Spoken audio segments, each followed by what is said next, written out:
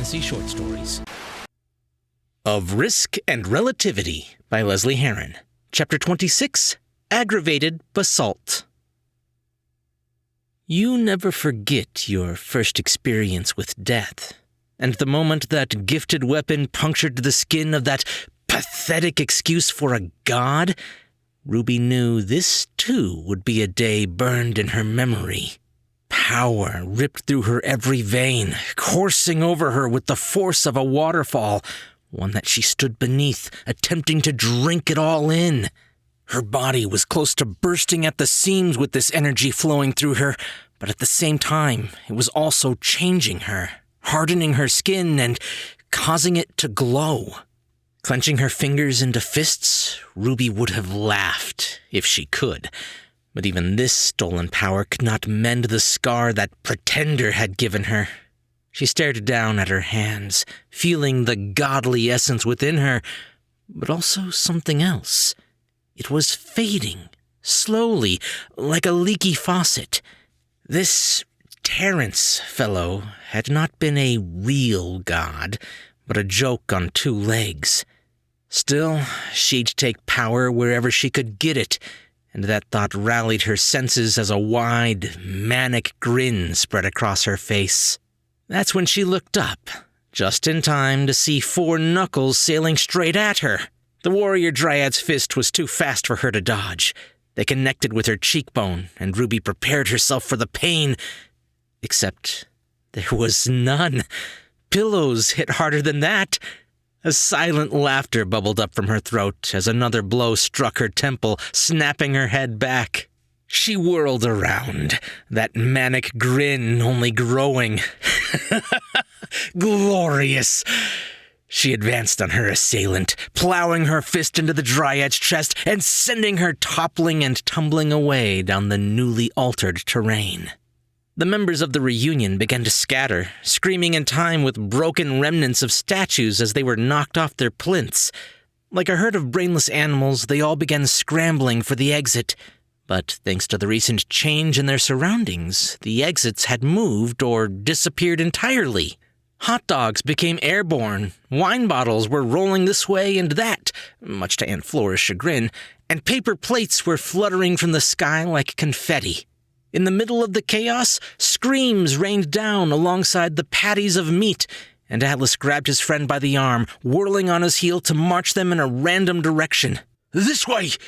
Stumbling over a gaggle of knee-high cousins, Lucas toppled into the Arcanist, sending them both sprawling into the long grass.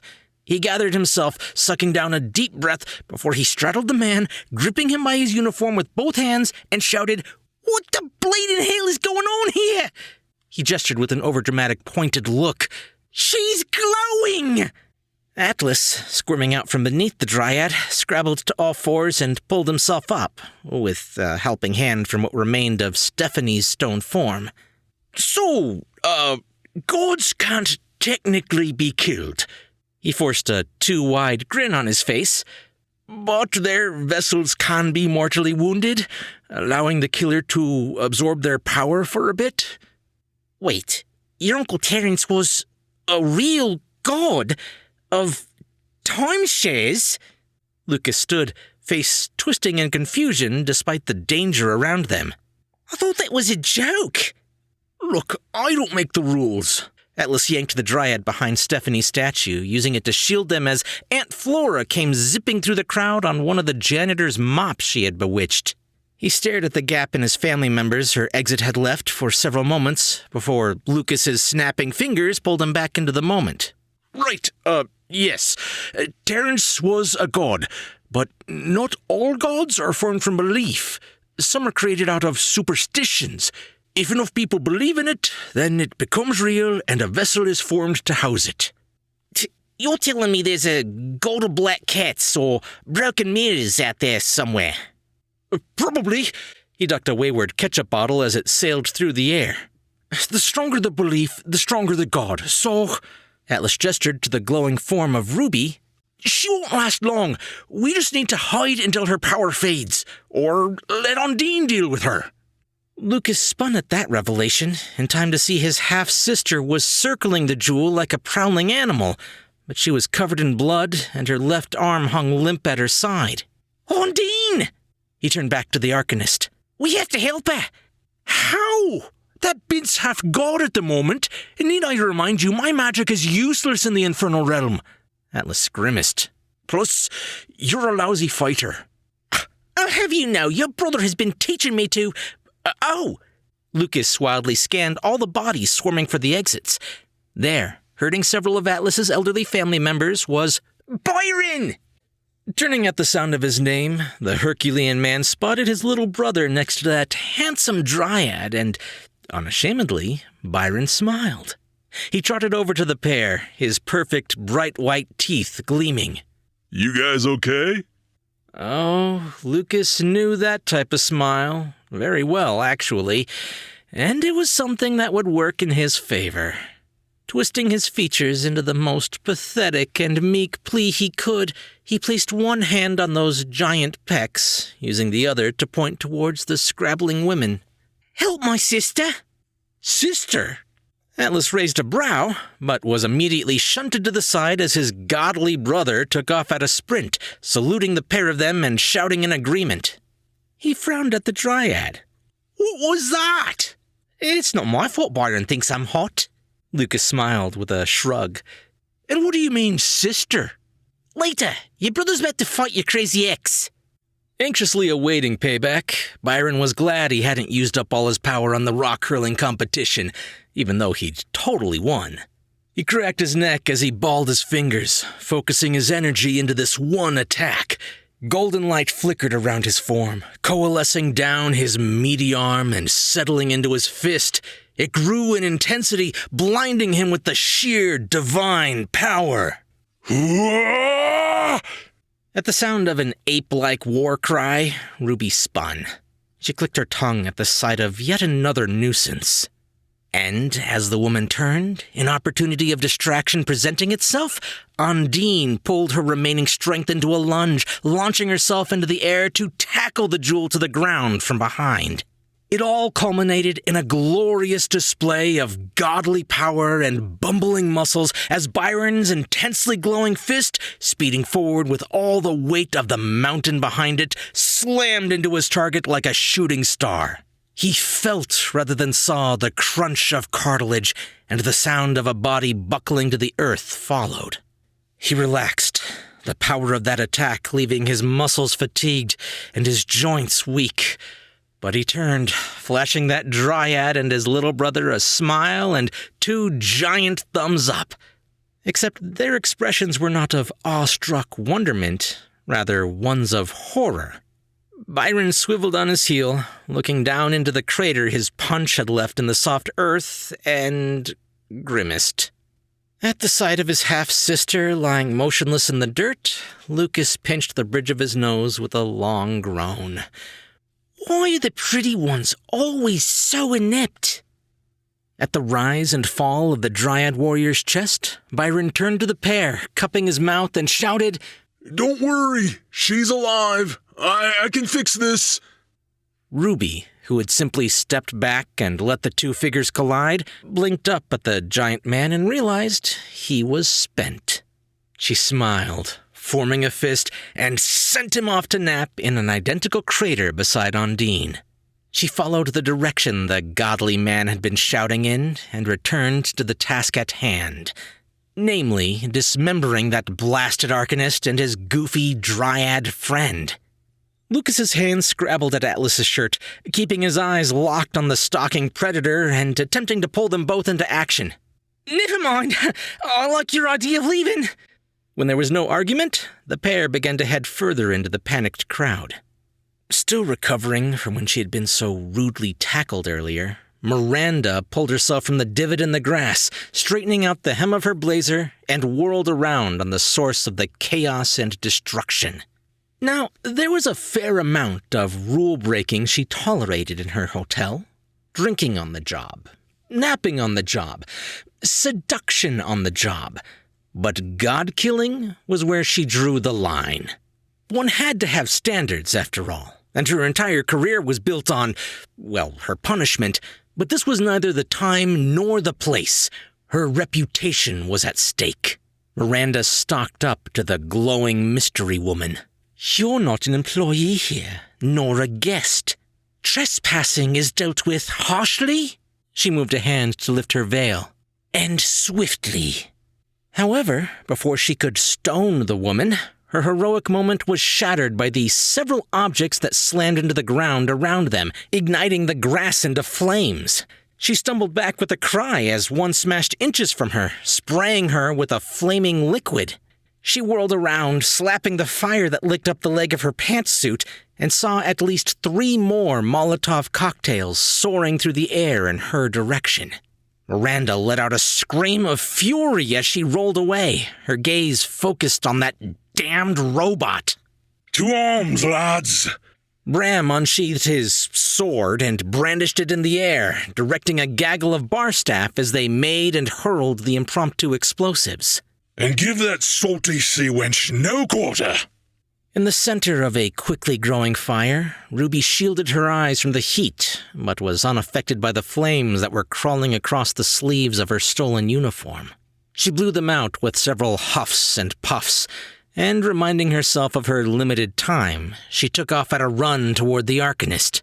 Her footsteps left burning patches in the grass, and she pushed bodies out of the way with such force that they were sent flying through the air with comical screams. Fear tore up Lucas's spine, his one hand jolting to the necklace beneath his uniform, the other shaking his friend. "Do something!" Staring down at his trembling fingers, Alice's school years and all the spells he learned there drained away from his mind like a spigot.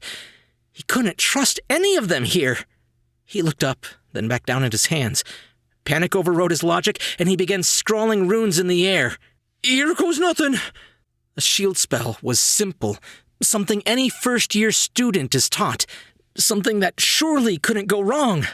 And, for a fraction of a second, he was certain the spell had gone right. A glowing bubble rose out of the ground around him and his friend and held for just a breath before the wild magic caused cracks to begin to streak across its surface, shattering the spell. Tinkling glass exploded into the air, and where the shards fell and peppered the grass, vines erupted from the earth, snaring anyone and everyone. Giant flowers, resembling tulips and dandelions, sprung out of the mass of twisting leaves and thorns, each one opening terrifying mouths to release ear-piercing shrieks. Atlas offered the Dryad a shaky smile as he took several steps back. Well, at least maybe you can reason with them." "I'm not talking to those things!" Lucas screamed, shaking his friend. "Try something else!" What else could he try?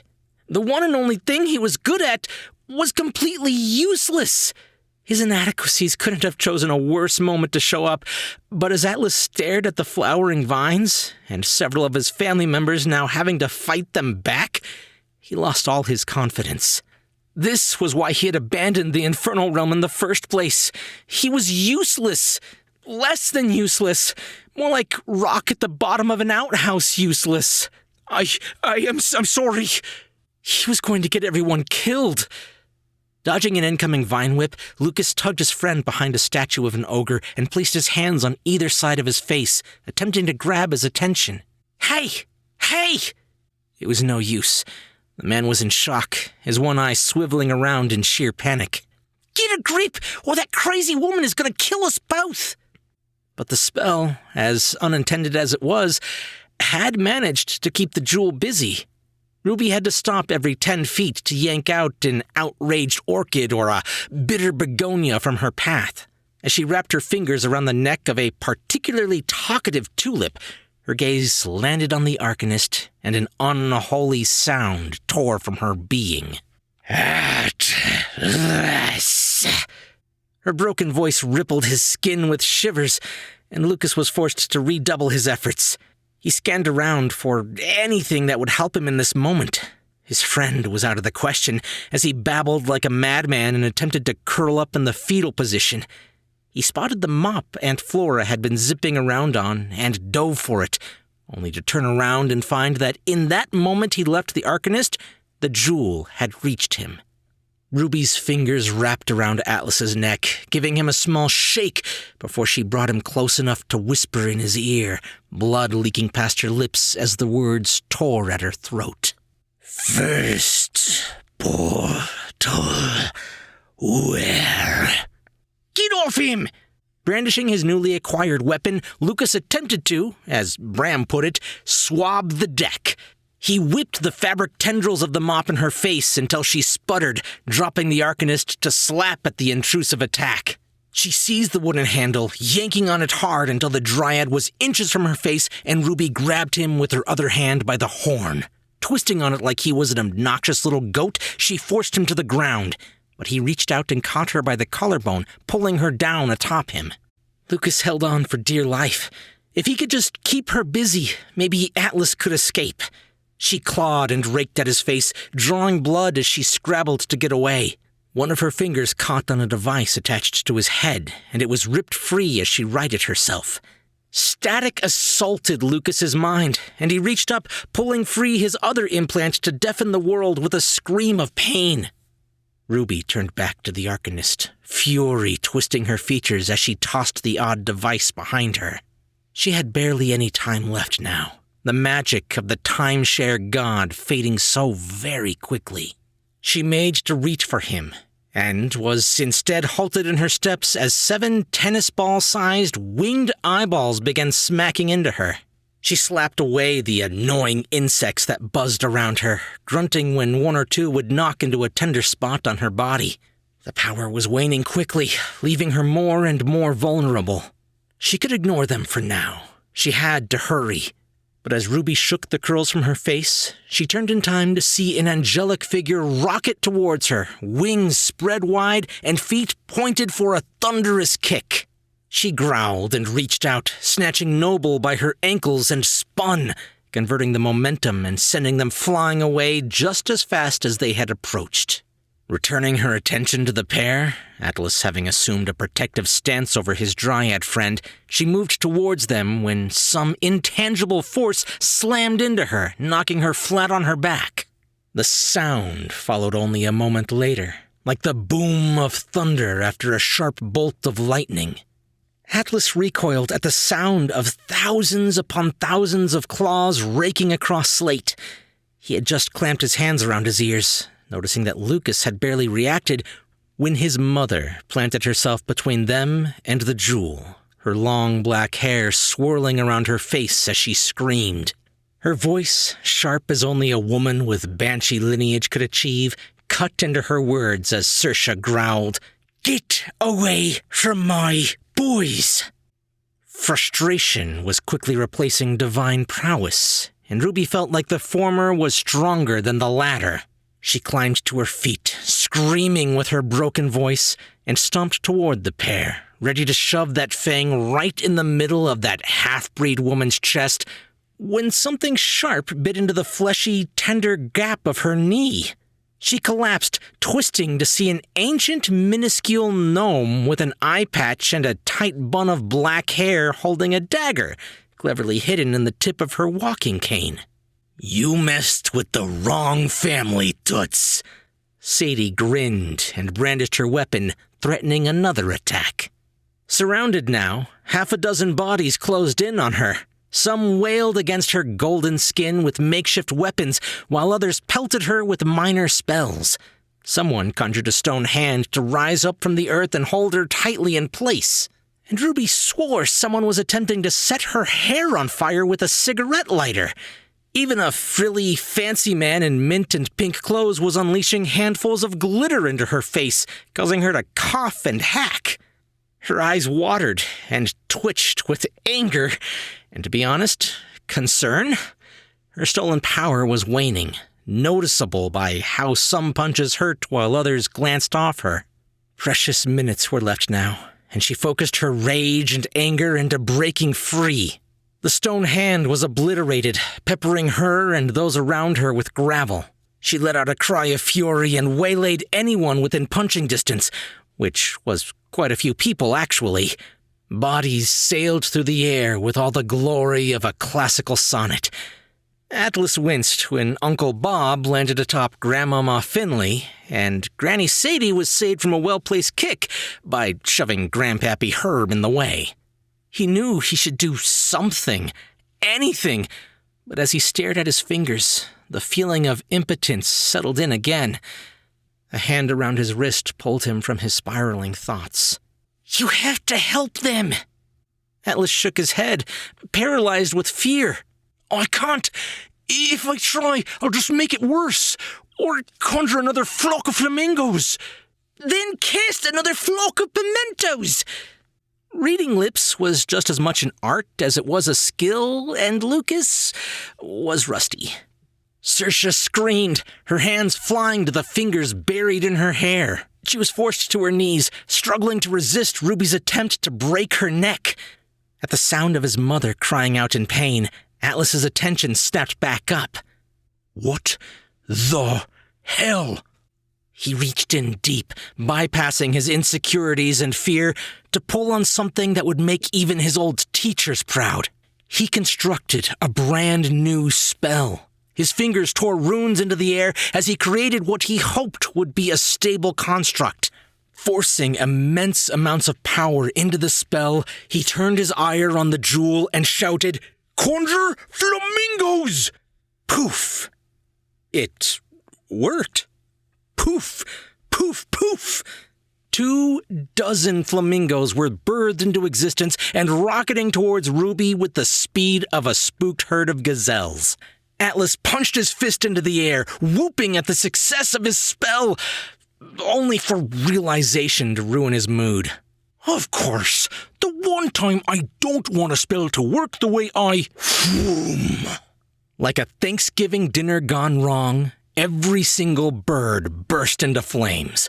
Fire rained down on Ruby as an inferno of burning flamingos hammered her from above, pummeling her beneath a concentrated, feathery meteor storm. Explosions and impacts rocked the room as each bird detonated with the force of a cannonball, spraying chunks of charred meat and gizzards in every direction and causing every onlooker to duck for cover. Well, those with enough sense to, anyway. The last flamingo erupted in her face, singeing the entire left side of her head and scorching away her curls. But Ruby was still standing. Dazed, covered in gore, and apoplectic with rage, but otherwise undamaged. She slapped away a smoking portion of her uniform top before turning her fury on the Arcanist, coughing out a single feather as she rounded on him. "I learned this from the devil of the sea." Robotic arms snaked around her from behind, coiling themselves several times around her chest and constricting her lungs as Bram barreled into her. Ruby attempted to scream, straining her muscles to break that grip around her, when a winged eyeball smacked her in the face, startling her out of her rage. "Nobody lays a hand on my Atlas." Noble stopped before the woman, arms and wings spread wide, and called down upon the divine, searing her eyes with heavenly light. It was too much for Ruby, the last of her god power evaporating from her veins, and she clenched her eyes shut.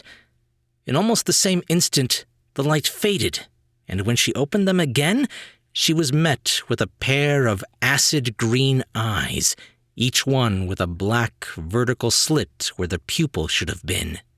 "And no one damages my hotel." The rims of those eyes and cheekbones were lined with gentle, pearlescent scales, and Ruby realized she was staring into the gaze of a gorgon. Snakes bobbed in and out of her view, but she couldn't move. It was a horrible sensation, your body turning to stone, and the last thing she saw were blood-red lips grinning at her before her world went black. Dropping her veil back into place, Miranda nodded her thanks to Noble, then turned to survey what remained of the Mint Ranch. Many of the magic tiles in the ceiling had come loose, creating large voids in the illusion spell. Cracks around the door had caused the magic to flicker, and entire swaths of the floor would need to be replaced as she stared down through the gaps in the grass that revealed the shattered slats of wood below. She covered her mouth with a hand. The extensive repairs would cost a fortune, to say nothing of the lost revenue for closing this floor for several weeks, the bad reviews, the refunds. Atlas, still in absolute shock over his successful spell, helped Lucas to his feet. He was about to thank the man for his idea when the two of them were enveloped in a bone-crushing hug. "Oh, my poor boys!" Saoirse swarmed them with kisses before she pulled back to assess their well-being. "Are you both all right? Oh, Lucas dear, your face is bleeding." She reached into the front of her dress and pulled out a handkerchief, dabbing at the slowly oozing scratches across his cheek. "I'm fine." He said these words, but Lucas wasn't sure he believed them himself. He was trembling, his stomach hurt, and he had a headache. Also, he was down an implant, and that wasn't promising, and he wasn't willing to reconnect even the remaining one until the buzzing in his brain settled down.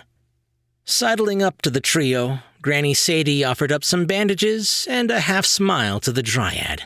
"Sorry, kiddo. It ain't a family reunion unless someone is bleeding by the end." You should know," Lucas started hesitantly. "I'm not really family." Saoirse shushed him with a noise as she observed her handiwork. She licked the end of her thumb, wiping away the smear of blood on his nose before applying the bandages to his scratches. "You protected my son. Engaged or not, you're one of us now." Her thick accent made her lips hard to read, but Lucas was certain he understood the gist of her words, and a swell of emotions grew in his chest. When Noble appeared by his side, handing him his broken implant with a smile, tears pooled in his eyes. Uncomfortable with the display, Atlas cast around for anything else to focus on. The last thing he wanted to stare at was his friend getting along with his ex when he spotted his dad walking toward him. "Hey, Pop." His earlier high from the Conjure Flamingo spell was quickly ebbing away. "Atlas." Baxter smiled up at him. "I just wanted to say, that spell of yours, I know. Atlas's shoulders fell, defeated. I've been wasting my life. Is that what you want to hear?" "What? No. I was gonna say I'm mighty impressed. I thought it was all tricks and light shows they were teaching you, but I was wrong. And I'm proud of you." Atlas blinked. "You are?"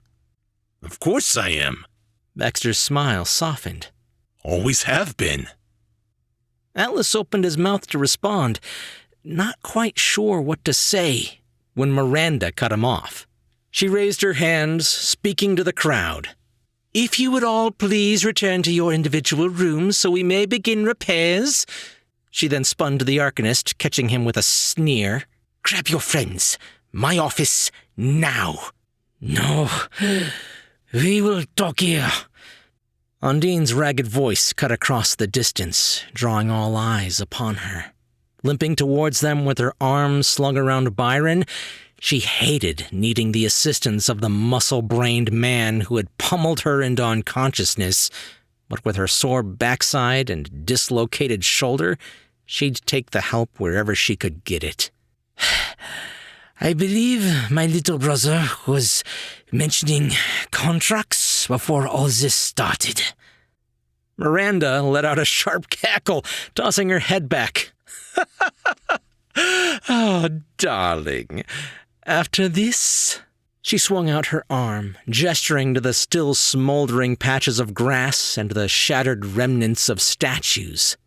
"You'll be lucky if the four of you get out of here before you die of old age."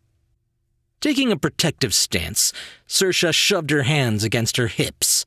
"Is that so? I might have an opinion about—" "Opinions are not warranted within the confines of my hotel." Miranda finished the Banshee woman's words with a smile. Baxter, chuckling slightly to see someone stupid enough to challenge his wife, cleared his throat as he approached. Allow me to interject. In truth, he was trying to save the manager some face, both literal and figurative. Standing at only 4 feet tall, the woman towered over him, but his bravado never wavered. He reached into his coat and pulled out his business card. I believe what she was trying to tell you is that my organization is represented by the top legal firm here in the Infernal Realm. He pushed the little card, stamped with J&J Law Offices, Division of Crime Defense, and Border Enforcement Department, into her hand. Most of which are part of the family, including myself and 14 other lawyers. Why, we're just victims of an act of terrorism that you allowed to happen.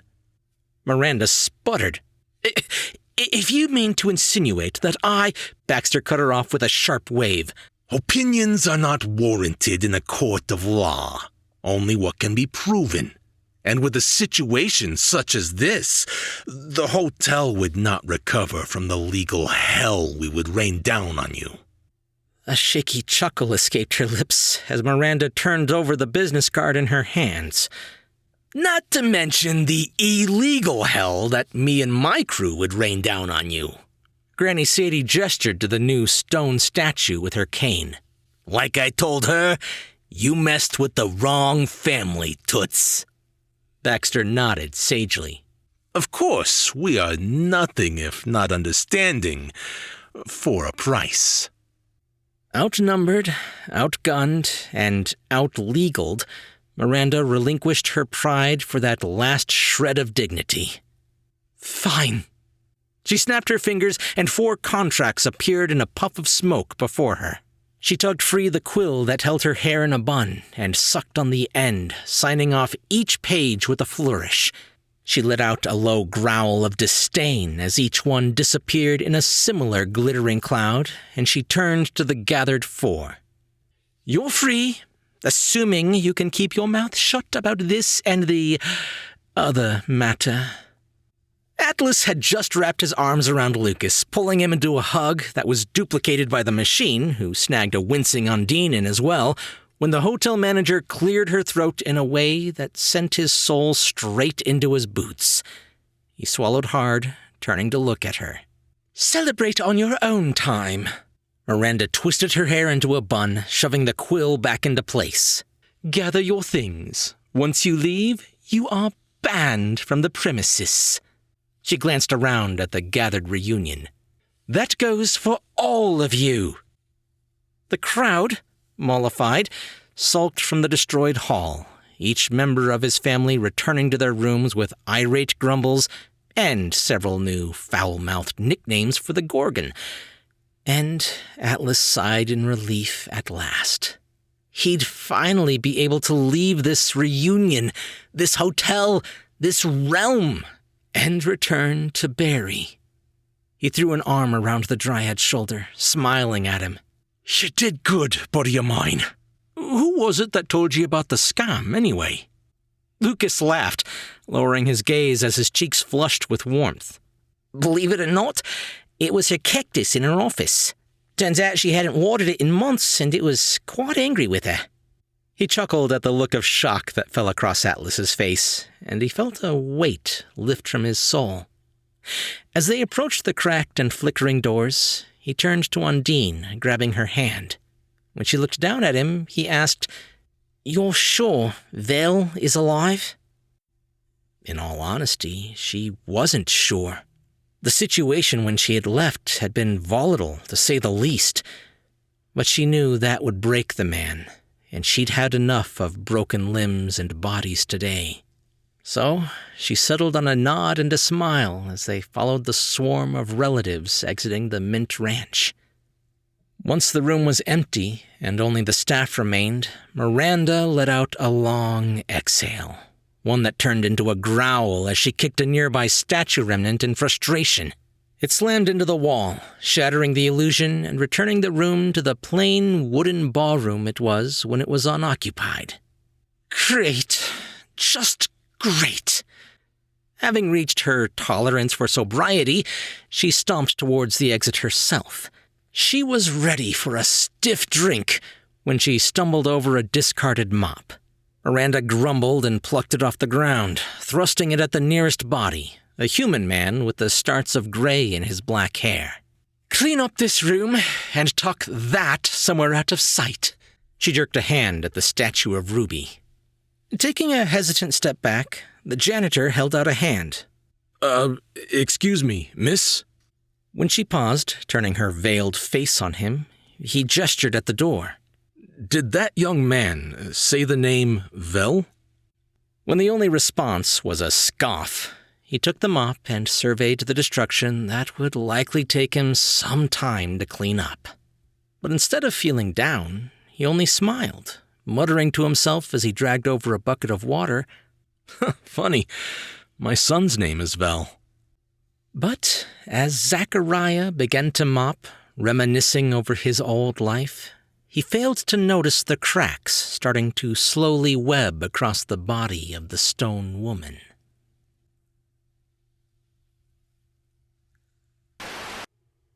You've been listening to Of Risk and Relativity by Lesley Herron, Book 5 in the series here on Tall Tale TV. If you would like to listen to the entire book in one place, or any of her other novels, you can find them at talltaletv.com/series, or by following the links in the description. And then Byron, right, he was all like, "Raw!" and knocked you right on your arse. Oh, don't remind me. Old body, no brain. Yeah, but what a body. That's my brother you're talking about. Excuse me? Can I steal Atlas's little boy toy before you all head off to pack? We need to talk. No, I don't... I said we need to talk. It's fine. You guys go ahead. I'll catch up. All right.